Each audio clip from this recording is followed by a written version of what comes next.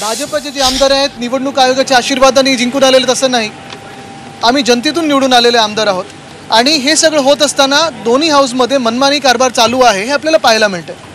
खालच्या देखील हाऊसमध्ये सकाळी आम्ही जो प्रश्न उपस्थित केला, काही सत्ताधारी आमदार पण होते त्याच्यात, की आम्ही सगळे विषय मांडताना मग मागण्यांवर असेल प्रस्तावावर बोलताना असेल, जर ते जे विषय आज उपस्थित केलेले आहेत त्या खात्याचे मंत्रीच बसले नसतील, सेक्रेटरीज बसले नसतील, सगळं काही टाइमपास म्हणून रेटून न्यायचं असं काम चालू असेल तर एकंदर मग बोलून फायदा तरी काय, उपयोग तरी काय, ऐकतं तरी कोण आणि जनतेच्या प्रश्नांबद्दल गांभीर्य आहे की नाही या सरकारमध्ये हा प्रश्न उपस्थित होतो। आज आपण पाहिलं असेल आम्ही अविश्वास ठराव आणण्याचा प्रयत्न करे वरच्या हाऊसमध्ये, तिथे कसं त्यांनी कामकाज रेटून नेलेलं आहे।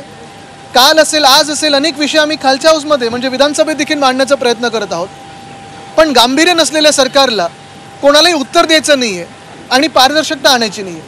अनेक प्रश्न या महाराष्ट्रात आहेत, अनेक प्रश्न उपस्थित करत आहोत। जसं आत्ताचा जर प्रश्न घेतला तर नगरविकास मंत्री ज्या शहरातून येतात त्यांच्या स्वतःच्या शहरामध्ये गेले 7 दिवस म्हणजे ठाण्यात कचरा उचललेला नाही आहे, कारण तिथे संप चालू आहे महानगरपालिकेत। कचऱ्यावर लोक तिथे हैराण झाले, त्रस्त आहेत की कचरा उचलणार तरी कोण, महापालिकेचं काम करणार तरी कोण। तरी देखील काल नगरविकास खात्याचा विषय असताना देखील तिकडचे मंत्री उपस्थित नव्हते। मुख्यमंत्र्यांच्या स्वतःच्या शहरात दंगली होतात, घडवल्या जातात, करते तरी कोण। या महाराष्ट्रामध्ये एक गट औरंगजेबाबद्दल प्रशंसा करतो, दुसरा गट अजून काहीतरी वेगळी रिॲक्शन देतो आणि कुठे ना कुठेतरी हा महाराष्ट्राचा मणिपूर बनवण्याचा प्रयत्न या सरकारकडून होत आहे। आणि आम्ही जेव्हा प्रश्न विचारतो उत्तर तर नसतात आणि ते उत्तरेला सामोरी जाण्याचं किंवा प्रश्नांना सामोरे जाण्याचं देखील धैर्य यांच्यात नाही आहे, ताकद यांच्यात नाही आहे। सर, आरएसएसने जे म्हटलेलं आहे त्याच्यावर काय रिॲक्शन? मला वाटतं आरएसएसने काय म्हटले आपण सांगा पहिलं। आरएसएसने म्हटलेलं की सध्याचा हा विषय महत्त्वाचा नाही आहे, बरोबर ना?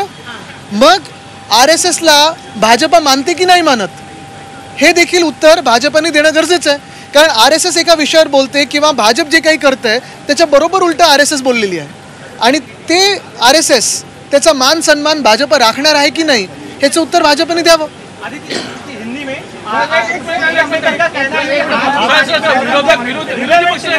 विरोधी पक्षनेता अजूनही जरा 6 दिवस राहिलेले आहेत अधिवेशनाला। बघा हे सगळे प्रश्न आहेत, ह्याची उत्तर अपेक्षित आहेत, पण पुन्हा एकदा मी आज आपल्या समोर मांडीन की विधान परिषदेत जी घटना घडलेली आहे ती संविधानाच्या विरुद्ध आहे, प्रथा परंपरेच्या विरुद्ध आहे आणि ह्या सभागृहाचा जो एक मान सन्मान राखायला पाहिजे त्याच्या विरुद्ध हे घडलेले आहे।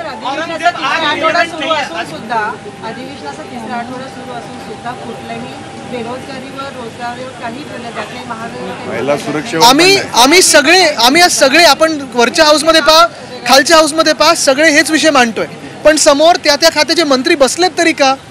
उत्तर काय येतात? थातूरमातूर उत्तर येतात। काल 5 मिनिटात सगळं आटपलेलं आहे। हा विचार आपल्याला करणं गरजेचं आहे की जे सरकार आपल्या डोक्यावर बसवलेलं आहे निवडणूक आयोगाने हे जनतेचं सरकार आहे की इतिहासात काहीतरी दंगली घडवण्याचं सरकार आहे, एवढाच आपण विचार करणं गरजेचं आहे।